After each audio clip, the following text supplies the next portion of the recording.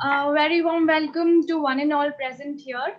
My name is Preet Kaur. I am a law student and a personality development trainer and relationship counselor as well. And we have with us Dr. Khizr Ahmed, founder and director of Khizr Technologies, currently living in Bengaluru, India.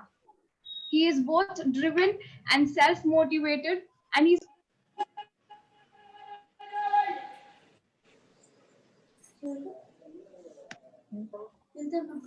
Eamon, you're muted, Eamon.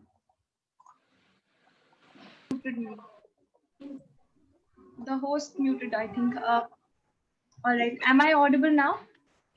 Go ahead. Okay. We have with us Dr. Khizr Ahmed, founder and director of Khizr Technologies, currently living in Bengaluru, India. He's both driven and self-motivated, and he's constantly experiencing with new technologies and techniques. He's very passionate about web development and strives to better himself as an entrepreneur and the development community as a whole. Since 2015, Khizr has been working with responsive design integration and has experimented with several responsive techniques and tools. He has worked with Bootstrap, although he prefers to add responsive support manually whenever possible. Khizr is a big fan of using media queries on his sites, and he strives to design layouts that can easily be optimized for aesthetic appeal in each of the desktops, tablets, and cell phones. He's also a trustee of ClickArt, which was started in June 2019 as a non-profit organization with a single motto of imparting quality education to the photography professionals. He is a Microsoft certified technology specialist and Microsoft certified professional developer. He was honored with doctorate in information technology from Saint Mother Teresa's University, Australia. So I welcome you, sir. Over to you. Thank you so much, Eamon, for the lovely introduction. Today we are here for one of a great topic, one of a sensitive part of our body, that is eye. So eye care during COVID-19 is the topic. We have with us Dr. Sahana GV, who was always, she has a passion for making a difference to better the lives of people. Being a meritorious student throughout, she chose medicine and graduated from Dr. B.R. Ambedkar Medical College, Bangalore. Then she went on to secure a top rank in All India PG Medical Entrance Exam, which gave her the opportunity of a life to do her master's in ophthalmology at the reputed Maulana Azad Medical College, New Delhi. Exposure to high number of patients helped her attend to vast variety of cases. This is where she gained mastery over cataract and glaucoma. The main one more thing is Dr. Sahana, then she did her medical retina fellowship from the renowned Retina Institute of Karnataka and continued working there as a consultant for a couple of years. Her special interest in helping people with diabetes led her to be skilled in management of diabetes retinopathy. She is a practicing consultant at the Diacon Hospital, Rajaji Nagar, Bengaluru, where she has had the privilege of serving a whopping 25,000 plus patients in the last 6 years. She has also served as a consultant at Sudha, the Prevention Center, Sunetra High Tech Eye Hospital, Agarwal's Eye Hospital, and MV Center for Diabetes. Now, as of now, Parvati Netralaya was started with a vision to make this aim a reality. The eye hospital is named after Dr. Sahana's grandmother, Parvati. So, the team at Parvati Netralaya strongly believes that sight for all starts with you, and hence request everyone's partnership in achieving this. Over to you, Dr. Sahana. I welcome you once again. Thank you, Dr. Kaiser. Thank you for the opportunity. A warm welcome to everyone present here. I truly acknowledge your presence for having given time for listening to me speak. Yes, COVID, kind of just changed the way we live, changed the way we move around. And when it came to eye care, Definitely, there have been a lot of changes, and people have started spending more time indoors, and there couldn't be a better topic for me to talk on, right? So, thank you for the opportunity, right? So, I think to start off with, I'll be actually sharing my screen so that we all know what I'm speaking about, and at the end of it, I can take questions if the audience have any, right? So, let me just do that right away.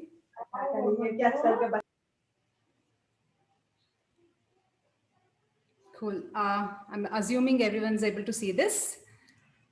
Yeah. Perfect, Dr. Sahana. Yes. Please go ahead. Okay. So I'll just start off with what is it that we'll be spending time discussing the next 30 to maybe 60 minutes, right? So let's know what we'll learn through this session. So first, I'm going to address the eye problems that are directly caused by COVID-19. And then we'll move on to the eye problems that require monitoring through COVID-19 and something that cannot be ignored. Then we'll go to the systemic diseases that cause eye problems. And of course, like I said, more of us are spending time indoors these days, and the online presence, screen time has increased. And of course, associated with that, we have eye problems. So, what are the eye problems because of increased online time? We'll look at that. And despite all the measures taken, if you still need to see an ophthalmologist, what are the options? What are the precautions that are being taken by healthcare facilities, and what you can do to stay safe when you're visiting your doctor? And then finally, we'll go to the questions, right? Um, okay, so this is a question to the audience. If anyone of you know who this is, I just quickly want you to type in, and let me see if any one of you can give an answer. Is someone who's connected to COVID-19? Am I seeing the charts there? Yeah. Okay.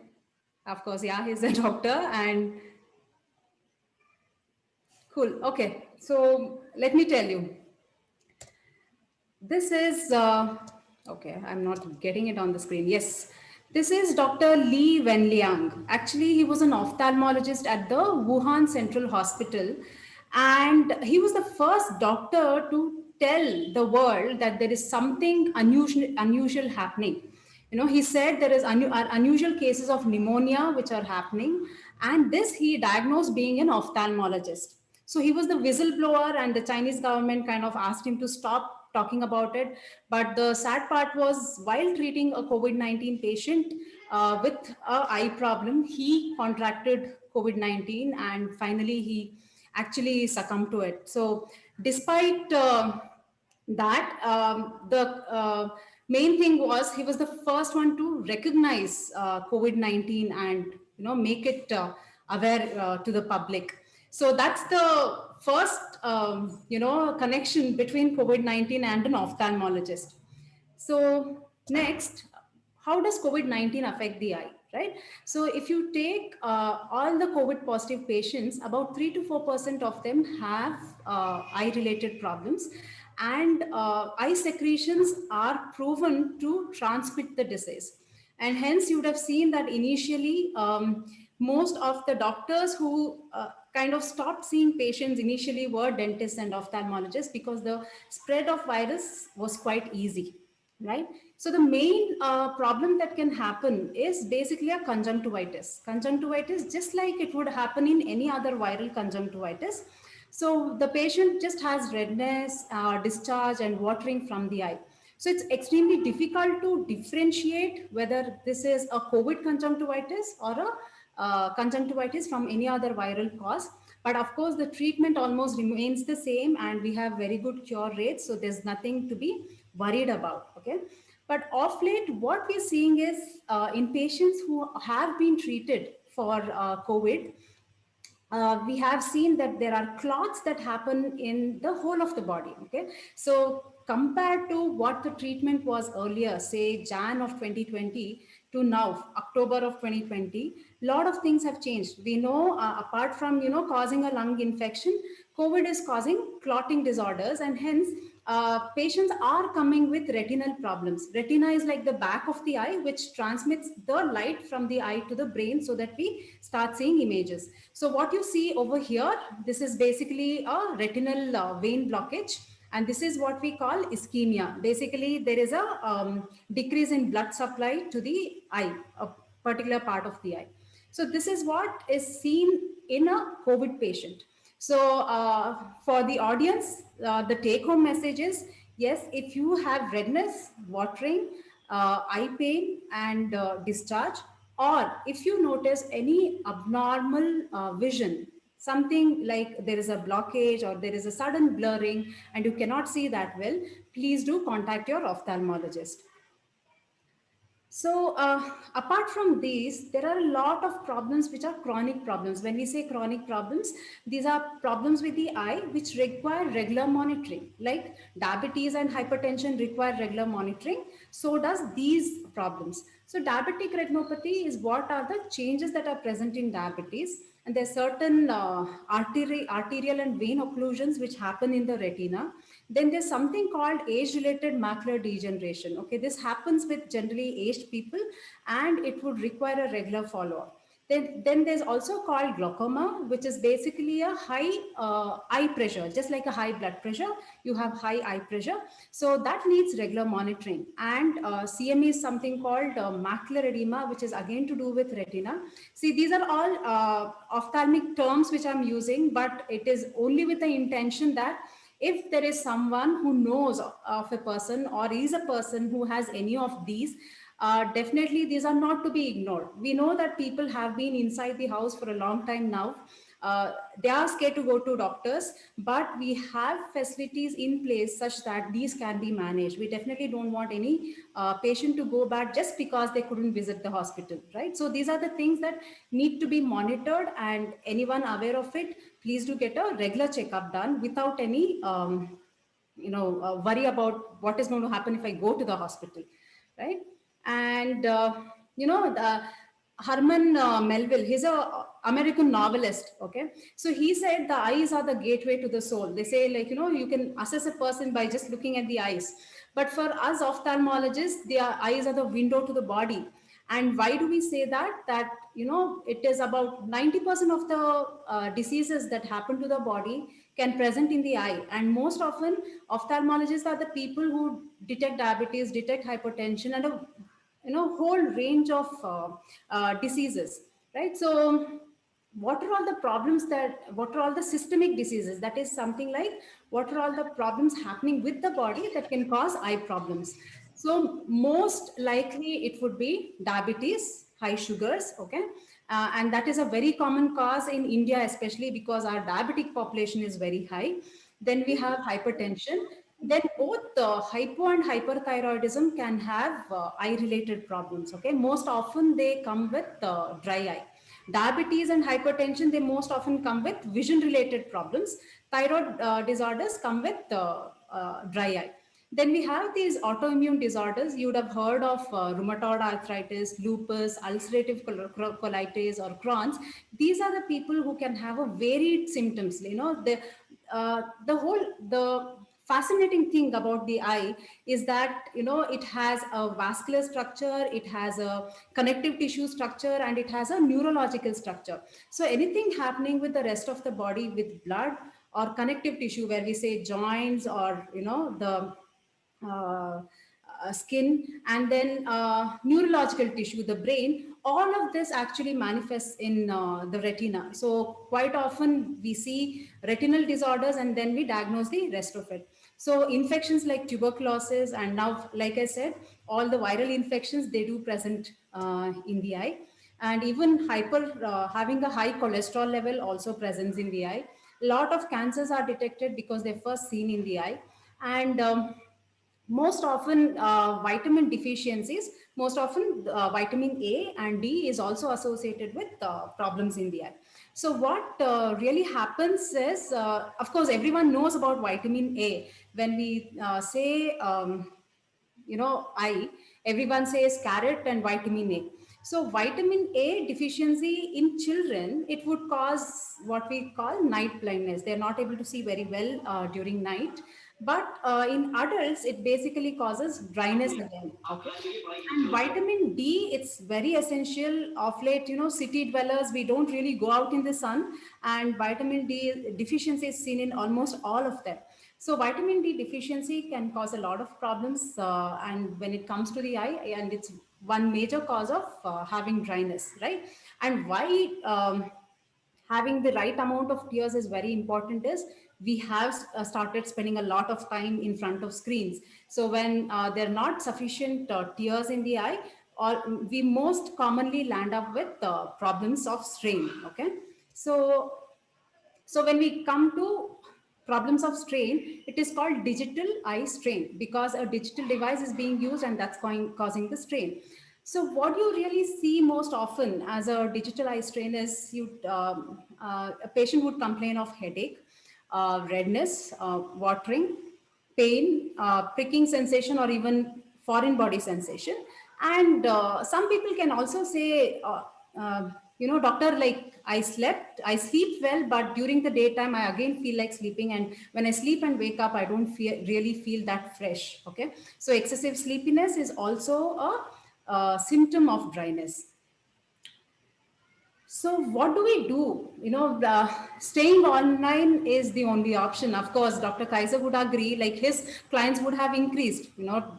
Technology companies are, busy day and night, okay, providing online solutions.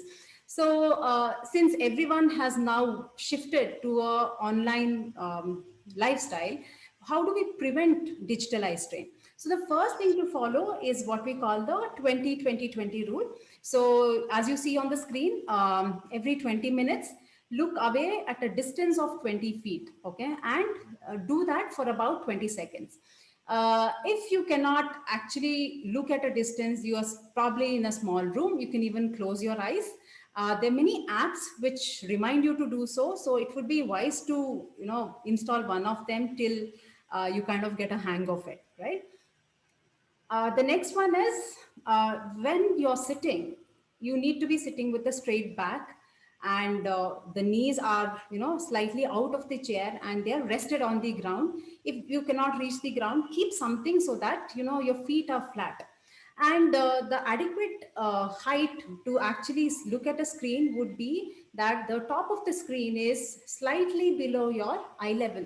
So what happens that way is your eyes are not wide open. So it's something like, if you imagine a vessel with water, if you keep it open, the chances are water will evaporate when you keep it in a certain temperature.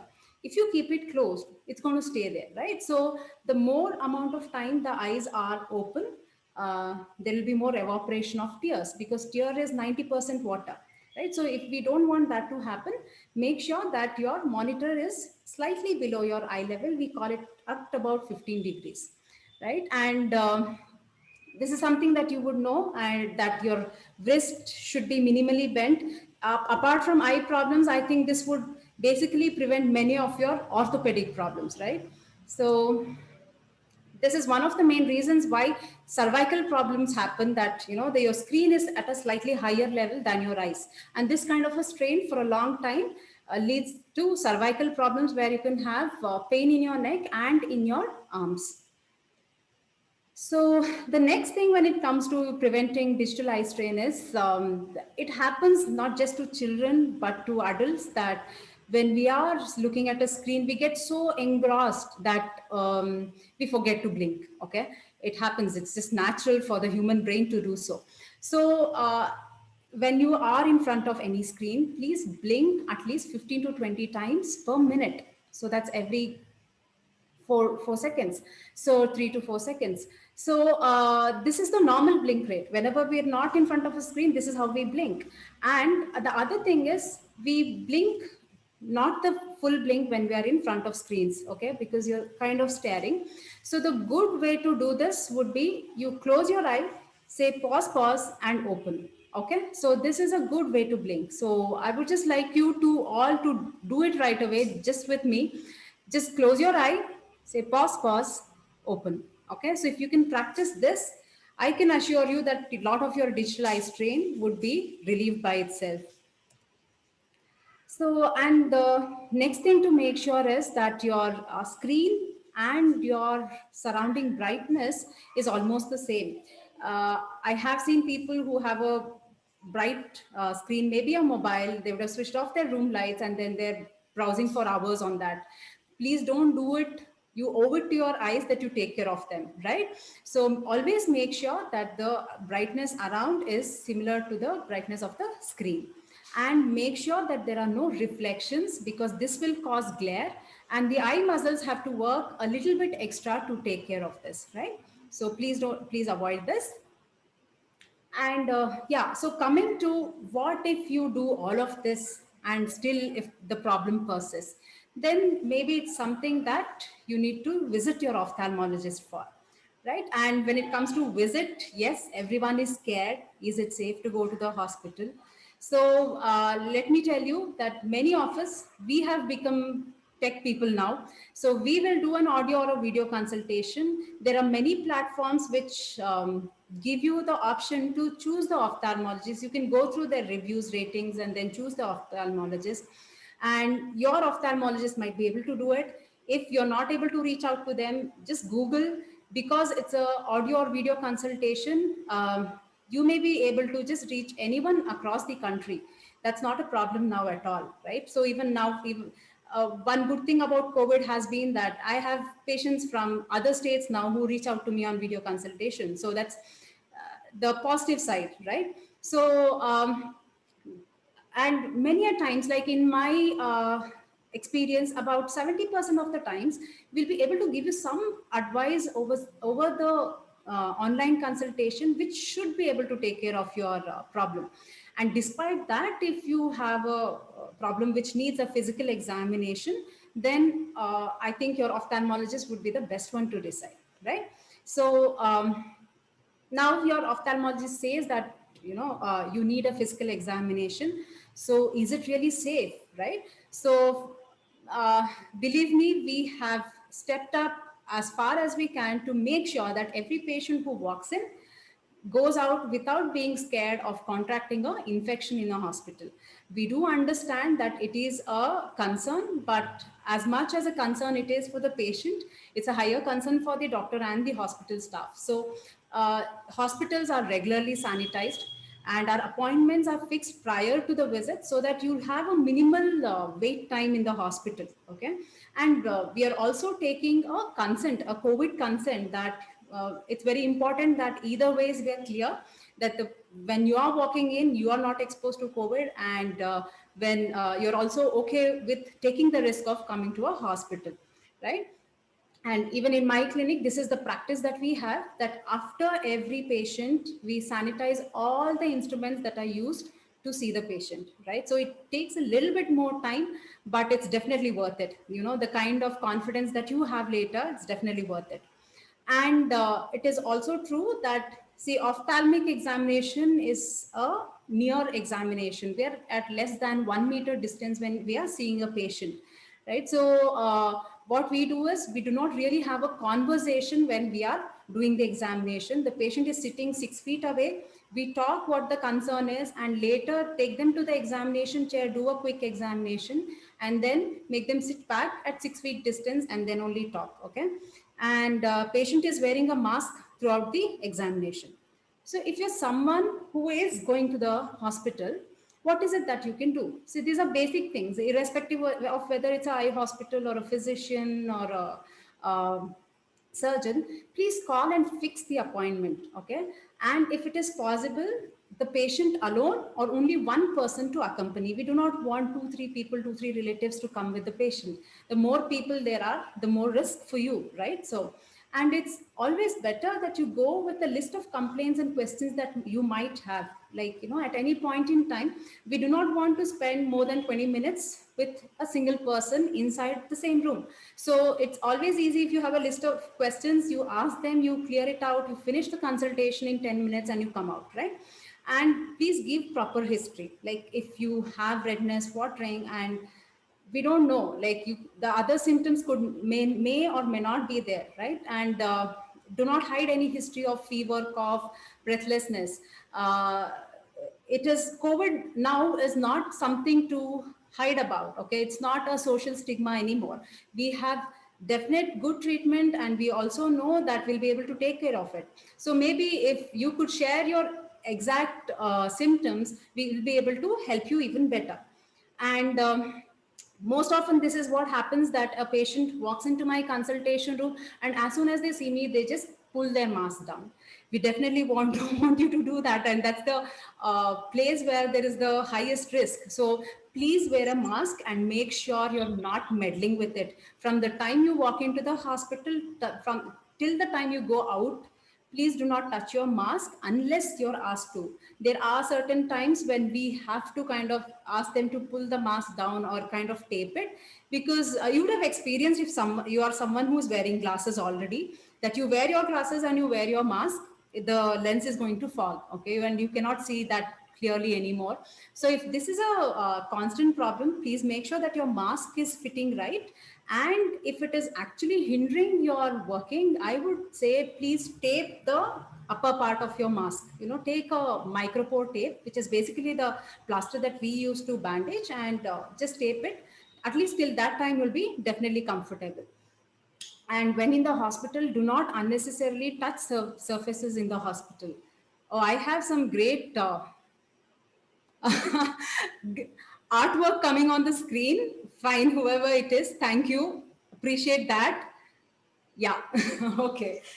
Okay, and when you're at the hospital, just find out from your doctor if you have to review for the same condition. Find out if that can be online, right? So every visit decrease would be a blessing for you. And this is my personal recommendation. It does not come under any guidelines, but this is what I would advise to all my patients, that once you come to the hospital and you go back, please take a bath and wash your clothes. And that would probably take care of a lot of things. So this is how the examination, this is in my OPD now. What we are doing is the doctor, the receptionist, everyone is wearing adequate PPE based on what we are doing. This is the OPD. Okay, so we are wearing a gown, a face shield, a mask, and your head cap and glove. And I definitely have a if you can see on this side of the screen, this is a barrier between me and the patient. And when the patient comes forward, there is no talking done. Okay, so we finish the examination and then the patient goes back to the normal chair, and then only the talking is done. So the general precautions, this would be, I would not say it's really concerned with the eye, but please do not touch the face with unclean hands, okay? Most often I see masks are worn like, as if they're hanging from the ear, something like a beard, it's like goes down the jaw or it's below the nose. Unless your nose and mouth are adequately covered and it's fit enough. For a lot of people, it is like, just hanging down loose and they're meddling with it non-stop to keep it in place. Please do not do that. Please wear a mask when required and make sure that it is good fitting. Do not touch the face with unclean hands. Do not touch your eye in any case of redness or irritation. So this would hold true for all case of conjunctivitis. Conjunctivitis, in our layman term, we say madras eye, okay? See, it does not really spread from one person to another by just looking at the red eye. Many people say you wear a dark glass and it's taken care of. No, it does not spread by not touching the eye. Even with COVID-19, the transmission is called fomite transmission. So fomite transmission is something like when a person has conjunctivitis, they touch that eye, and with that they touch a table, chair, or anything for that matter, and someone else touches the same object and then they touch the eye. That is when spread happens, right? So this is called fomite spread. So the only way to avoid this would be to not touch your eye. I know if you have experienced conjunctivitis any point in your lifetime, it's a very difficult thing. You would feel pricking, you would feel irritation, you want to rub your eyes. But with adequate medication, the symptoms would come down in one day. And until then, if you definitely have to touch, please just use a tissue and discard the tissue immediately. And in any case, if you're prescribed medicines like eye drops from your ophthalmologist, make sure you wash your hands before and after using the eye drops. This irrespective of the COVID-19 situation. Okay. Coming to specifically COVID-19, I would recommend that if you're a person who is going out for a long time, meeting multiple people, and you're a contact lens wearer, please avoid wearing contact lens during this time. Spectacles would be a better way to handle this, because one, contact lenses are sitting on your eye, and if at all there is any contamination, it is kind of going to trap that virus. Okay. uh, on the other hand, spectacles, that doesn't happen. Okay, and it forms a physical barrier in front of your eye, so that way it would give you a dual protection, right? And extremely important, especially in these days, irrespective of the COVID-19 infection, that your sugar, your BP, thyroid status, all of this is under good control. We definitely don't want, see, these are all problems which can be prevented. Like when I said, I can cause problems from all of these systemic problems which cause systemic problems. We should also recognize that most of them are preventable. If the systemic condition is under good control, the eye would probably be not affected, right? So keeping your sugars, your BP, and the rest of your vitamins, everything under good control is extremely important. Please do that, right? So yes, so I think with this, I'm done with my presentation. It's time for questions, please. Yeah, I'd be happy to answer any.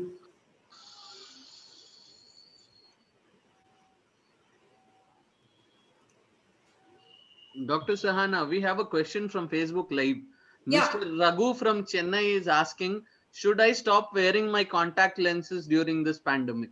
Yes, like I just addressed that now.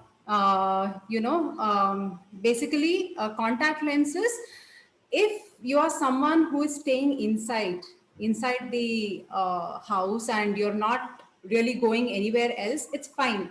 But if you are a contact lens user and you are going out, meeting a lot of people, and the chances that you touch your face is slightly on the higher side, then I would recommend that you avoid it.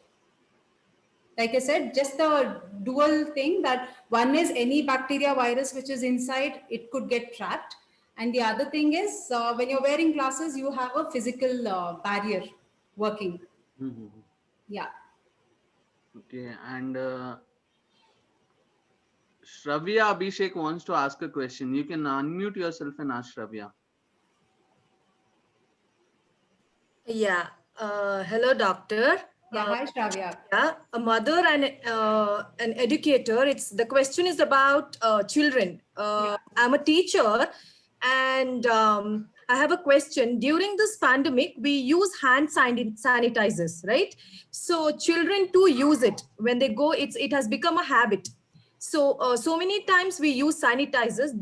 Does this affect children eye, or does it make dryness or anything like that? Because sometimes it feels itchy. That's the reason.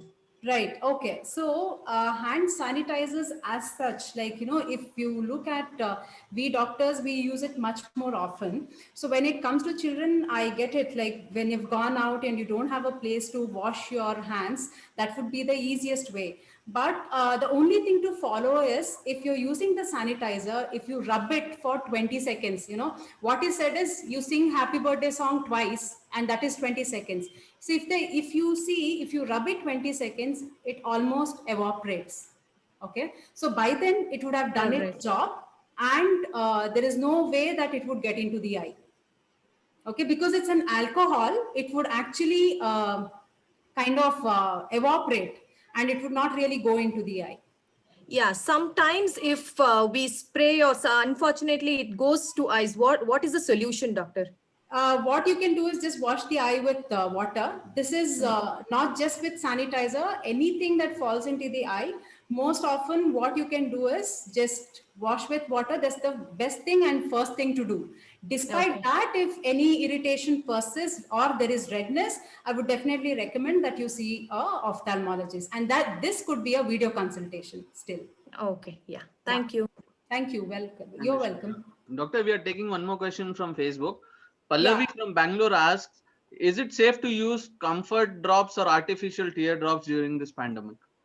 Yes, it depends on what is your symptom, right? So if you're sure about, comfort drops is basically a lubricant eye drops. There are various varieties of lubricant eye drops, and we prescribe according to the severity of dryness in the eye. Okay, Comfort is one of these eye drops. It would be definitely safe to use it, but it is going to be helpful if your symptoms are due to digital eye strain. Of course, if there is an allergy or there's an infection, or if you have a small power which has not been detected, it might not help. So what I think I would rather say is, if it would be safe to use a lubricant anytime, not an issue. If your symptoms persist after, say, about using 3 or 4 days, then it would be recommended that you take a consultation. And many a times what happens is people use these lubricant eye drops as and when required. Okay, so when there is an acute problem, this would not really help. Like someone has a pain, redness, they put one drop and then they forget about it because they feel little better. But if this is a problem which is occurring due to there's an underlying basically having dryness is a symptom. Okay, and we have to address the cause of it. So this is what I would equate it to taking a paracetamol tablet. Like you take a Crocin for fever, but you don't know what the fever is because of, right? So using Comforts would still be fine, but yes, use it when you have a problem. Use it at least 4 times a day to make sure whatever it is taken care of. And if the symptoms persist after using it for about 3 or 4 days, do take a consultation. That would be my advice. Doctor, we have one more question about this contact lenses. Manish from Mysore, he asked, what can I do to help protect my eyes while wearing contact lenses? I don't have a spectacle. Okay, the first thing is do not touch your eye. Okay. Right? And if you are someone who is going out meeting people, like I said earlier, and you do not want to wear contact lenses, well, this might not be the most fanciest thing to do, but please do wear a face shield. That would be the second best thing to do, right? At least you're protecting, there's one more layer of protection. Because what most often happens is, even if you're just going out, if a dust just falls into your eye and you're wearing contact lenses, the chances are dust falls, everyone's going to touch their eye. But if you are wearing a contact lens, the chances that something might get trapped inside is much more higher. Doctor, there is a question in chat box from Muhammad as well as in Facebook from Sanjay, who is from Haryana. Right. One question is this a good period to have cataract during this pandemic? Another question is, can my wife undergo LASIK surgery during this pandemic? Right. Okay. So for a few months, actually, we all avoided doing surgeries, be it cataract or LASIK, because LASIK is what we call something that can be planned and done. It's not an emergency, right? So but now what has happened is people have waited too long. There are people with cataract who waited for 6 months. Now they see even worse, right? So there are specific measures that we are taking to do cataract surgeries. We all have started again, okay? But specific screening is done. In my personal practice, apart from the other tests that we do for surgery, the previous day I get the RT-PCR of the person done for COVID-19. Because one is we need to make sure that they are not positive for their own good. And the other thing is we don't want ourselves and the OT staff to get exposed, right? So there's some hospitals which are just getting the chest X-ray done, and as long as there are no chest X-ray signs, they're taking them up for surgery. But yeah, this is what we are practicing. And between two surgeries, initially, see, eye surgeries are all quite quick, okay? Cataract, LASIK, these all are done within, say, 15 minutes, okay? So we are no longer in that period of more than 20 minutes with the patient, one. And the second thing is, earlier we used to take one patient after another into the OT. Now we give a break in between. And again, see, OT is already sterile, right? So there's nothing to be worried about. So, and in my practice, what I do is I do the surgeries before I start seeing the OPD in the morning. So that way, if at all I have an exposure anytime during the day, even before that, I would have finished the OT, right? So that is what it is. So if someone wants to undergo LASIK, yes, they can. It's not a contraindication right now. Hospitals are taking all precautions. Cataract also. Cataract can be done. Doctor, we have Wasim from Delhi who's asking, as my dad is a patient with visual impairment, is he at specific risk at this pandemic?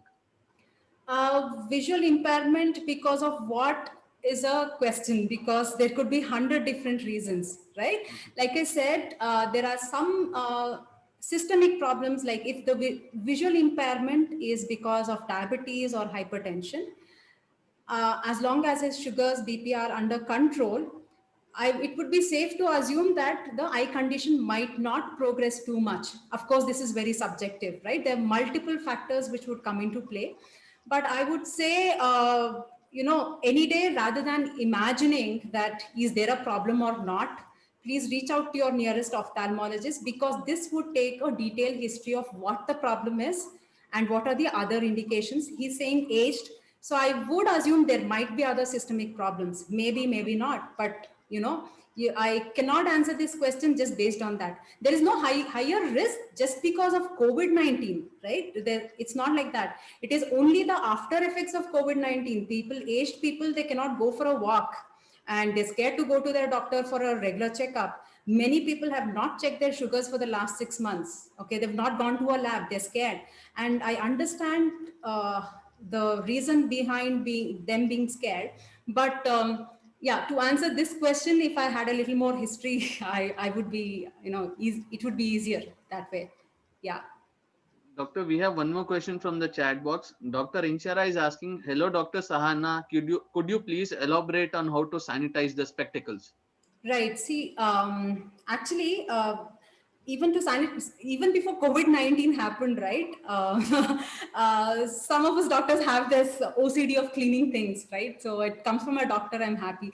So we always sanitize our gadgets with 70% isopropyl alcohol, which is most commonly the component of liquid hand sanitizer. Okay, so the ideal way to do is, of course, because it is spectacles, you cannot just rub it with a tissue or something. Please take the microfiber cloth which you use to clean your spectacles, right? And I advise you do this every day as soon as you get back from work or get back from wherever, your outdoor activities. Spray it on the microfiber cloth and then clean it.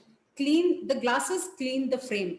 Okay, so it's very important, so that the next day when you're going, you have your sanitized glasses. Of course, we also have UVC boxes, but this is not something that everyone would own at their home. UVC light is also used to sanitize gadgets like mobile and glasses and your watches. Of course, I would say, like, when you're going out, be the less accessories you have, better. Spectacle is something that you wouldn't want to go away with. So if you can not wear your watch and not carry too many things around, that would be better. Yeah. Thank you so much, Doctor. Doctor, we have one more question from Diana. Hi, Dr. Sahana. Is migraine or any kind of stress or a stress headache affect eyesight and can hamper your vision forever? Okay. Thank you, Diana. So yes, migraine is actually associated with eye problems. Okay, you would see. Personally, I'm a patient of migraine, and I have a small error in my eye. So this error is called a cylindrical error. Cylindrical error, to say, if you imagine a football and you kind of just flatten it in one axis, like you are holding a thread tight on one axis, that is what is a cylindrical error. Short-sightedness and long-sightedness, they cause basically a decrease in vision, either for distance or for near. But what happens with cylindrical power is that most often the power is small, and the eye tries to kind of overcome it. Okay, there's a small shortcoming and the eye tries to overcome it. And because the only way that the eye will be able to see clearly is that the inner eye muscles, they contract. Okay, so again, I give this example to my patients all the time, that supposing you have to carry a 50-gram weight for 5 minutes, you wouldn't really feel anything. I give you a 50-gram weight and I ask you to keep it on your palm for 5 minutes, you'd be fine. Like, you'll hold it for 5 minutes and fine. Now I say you carry the same 50-gram weight for the whole day, right? At the end of the day, you'd be cursing me. I'm sure you'd not be holding it for the whole day. Why? Like, the weight didn't change. It's just that the time duration for which it was held made it feel so, right? So what happens with these small powers is when it is for a short duration of time, and most often again, this cylindrical power, it gets manifested when you're in front of screens a lot more. So if your screen time is say half an hour, it might not really affect too much. But if your screen time is a lot more than that, then it would manifest as headache. And once this headache starts, migraine also starts with that. So it's like the two headaches just join together, just make your day worse. So migraine and eye problem is generally associated. So once we correct this problem with glasses, migraine severity definitely comes down, and even the frequency comes down. Of course, migraine has a lot more trigger factors. That would be a whole new discussion. I don't know how much time I have, so I will not be going into that. So there are trigger factors. If you're a migraine patient, you know about that. So you please avoid that. But would it hamper vision forever? No, it would not. Right? Migraine would not cause permanent disability in vision. Okay. Thank you, doctor. We have other two questions. After that, we'll end this session. Yes. Do anti-glare specs, are they useful in any means? Right. The user has asked. Yeah, a glare from the screen is a cause for a lot of digital eye strain, right? So anti-glares definitely help. For a lot of people who are in front of the screen and they do not have any power, we give them glasses with just anti-glare. So it's basically a zero power with anti-glare. So it definitely helps. So coming to anti-glare, again, maybe I'll just take 2 minutes to clarify on this. Of late, apart from anti-glare, the in word is blue cut lenses. Like you see ads everywhere. I have been, many of my patients call up to me and they ask like, okay, we're coming, we want blue cut lenses. They would have already decided they want blue cut lenses because the marketing is done so well, right? So blue cut lenses, they have a specific thing. You can watch my video on my Facebook page. It would be again elaborate. I don't want to go into it. Use blue cut lenses if you're someone who is in front of the screen during late evenings and night so that you fall asleep. Using blue cut lenses in normal children would hamper their visual growth. Okay, so we've seen blue light is important for someone to be aware and have that energy. So if you cut off blue light going into the eye, the body thinks now it's time for me to relax. Okay, so some of your mood disorders could be just because you're using blue cut lenses. So just be careful about that. And blue cut lenses are only for that. Anti-glare, I would recommend. Yes. Doctor, one more question from Dinah. Does hypertension medication affect vision? She also says, my mother eyesight seems affected after BP tablets, and even under the eyes, eyesight swells up and eye seems sunken every day morning. Any suggestions? Okay. Hypertension medications do not as such affect vision. There are some of them which cause dryness. Okay, so dryness could manifest as blurry vision. Okay, so but otherwise it would not directly affect the vision as such. Of course, there are a few more medical terminologies which might be difficult to kind of elaborate over here. But there are specific times when a person should be taking a antihypertensive medication. It is best given in the morning. For people who have other eye problems like glaucoma or they have some arterial or venous occlusions, we recommend that antihypertensive medications are not given during night, because during night there is a difference in the eye pressure and blood pressure and things can go wrong. Okay, but it may not be because of BP tablets. It could be just because of the underlying process of hypertension. See, the problem with the systemic problems like BP and sugar is, despite having it under good control, it could still be causing a slight damage overall. Okay, so hence it is important to get yourself checked. If you're at the age of 40 or above, please get yourself checked yearly once. And if you have someone in the family who has an eye disorder, you would know this is called glaucoma or macular degeneration or retinal detachment. It would start at a younger age, right? And eye sac swells up, under eye swells up. Most often when there is a swelling just below the eye, It is because of water retention in the body. It has got nothing to do with eye, okay, unless there is an injury, right? So your physician would be the best person to look into this. They might ask you to do a few kidney tests, kidney function tests, because water retention would be directly related to kidney. So I would recommend that Diana takes a physician's opinion for her mother's problem. I'm not going to take more time from Dr. Sahana. No One problem. last question. Right. Asma asked that she has a squint in her right eye. What is the safest and accurate way to get rid of it? Asma, can you quickly type in what is your age? Because treatment of squint would be dependent on what your age is and how long you have it. Okay, she's there live, I think. Yes, she is there, doctor. Yeah. Good Yeah. evening. Yeah, Asma, is this is for you? Yes, this is for Yeah. me. My right eye have a squint, Right, and both the eyes have different numbers also. right. Yes, So, 21. okay, and how long do you have this? I don't know, from since childhood, I think. Since childhood. Okay. See, squint is the most complicated problem when it comes to the eye, when it comes to evaluation. Okay. Because when we evaluate a case of squint before surgery, your power, what it was earlier, how much your vision is improving, all of that would come into play. Like when personally we see a squint patient, it would probably take an hour to actually examine all the tests that need to be done. Okay.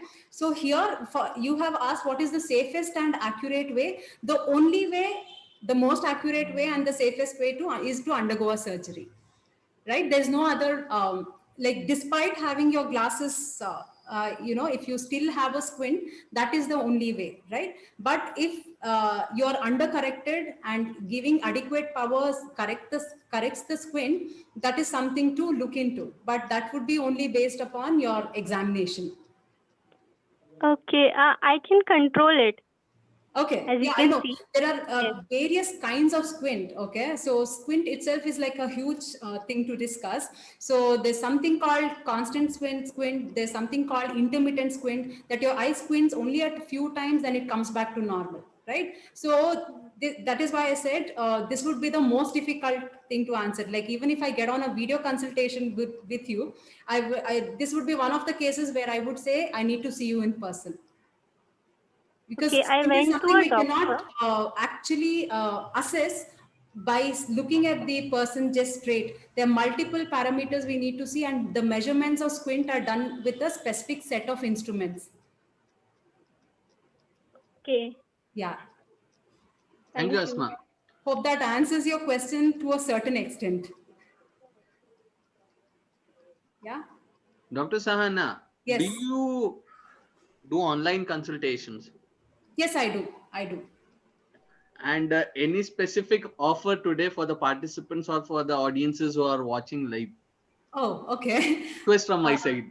Okay.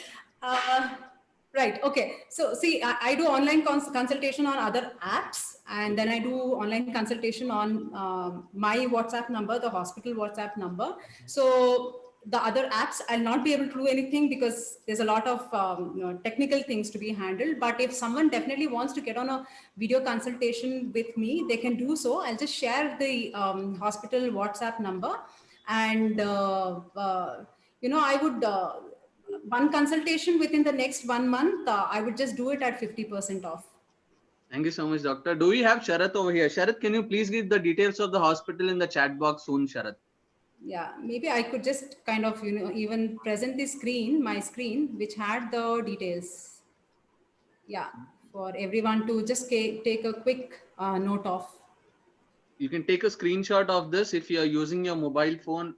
If you are logged in through your laptop, you can just note down the numbers or take a print screen.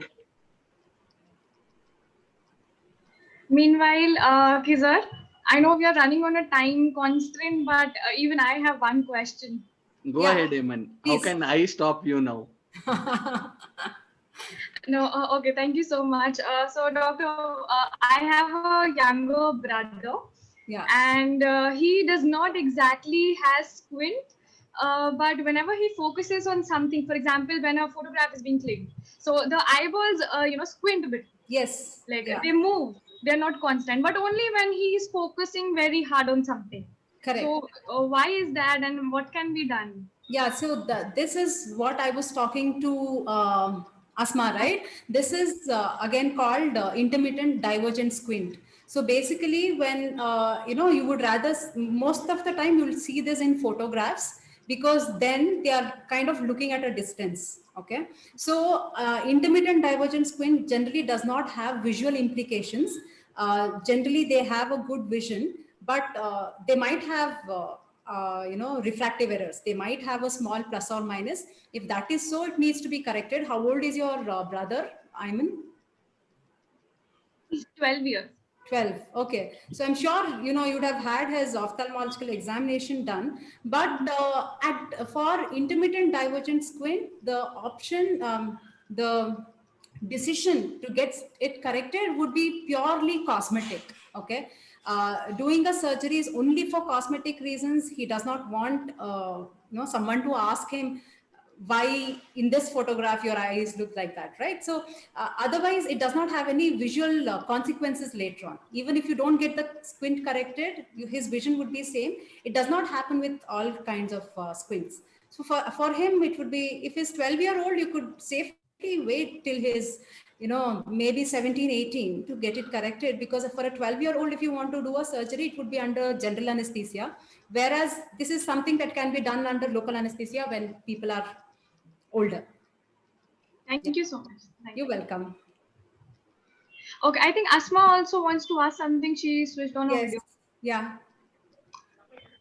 Yes, doctor, I am experiencing one more thing from 1 to 2 weeks. In this eye, right eye, I'm feeling like something here liquid and it's beating like this. Okay. So why So, is it happening? okay. Do you spend a lot of time in front of screens? Yes, How long do you video sleep? lectures. Okay. How long do you sleep? How 8 hours, six Okay. to And eight. do you see a screen just before you sleep?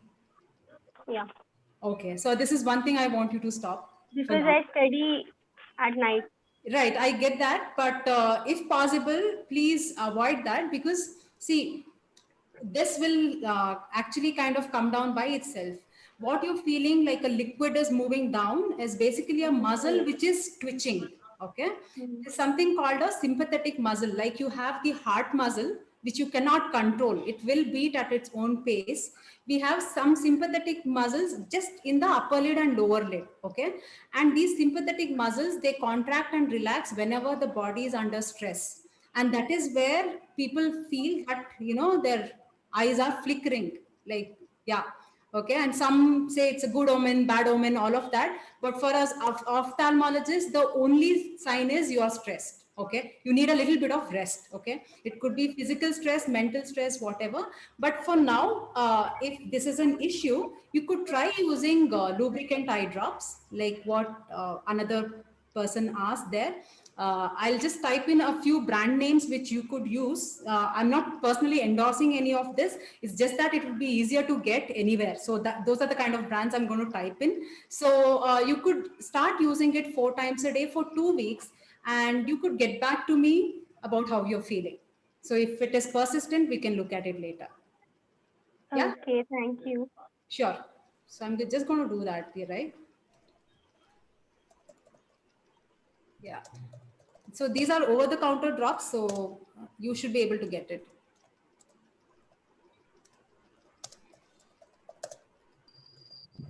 Right.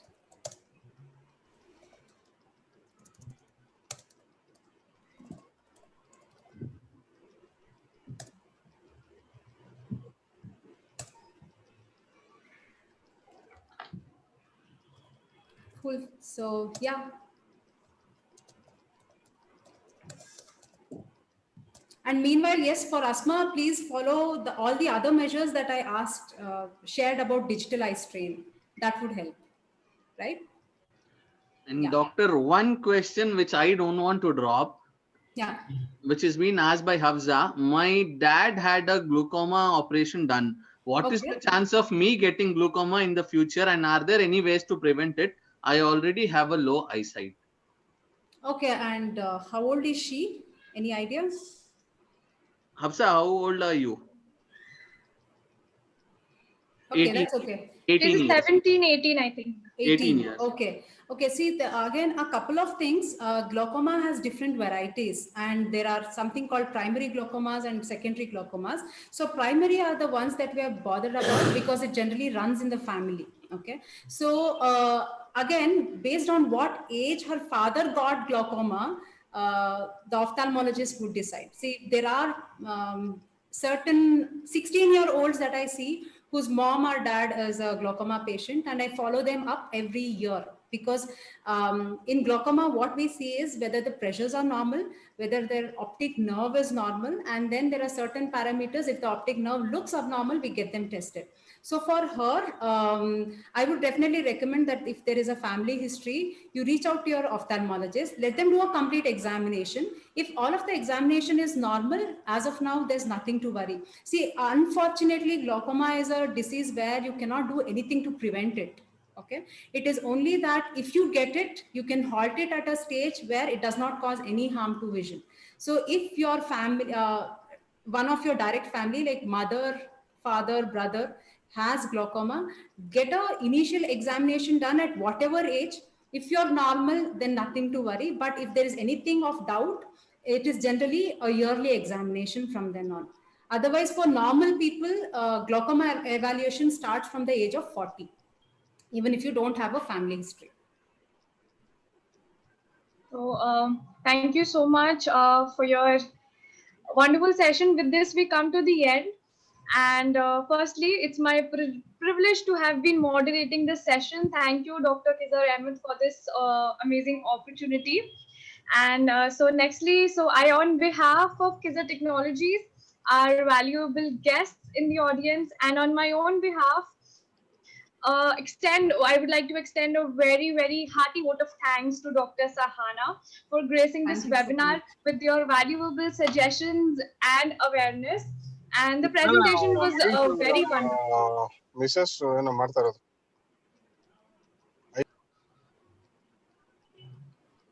Please go ahead, Emin. Please continue. All right.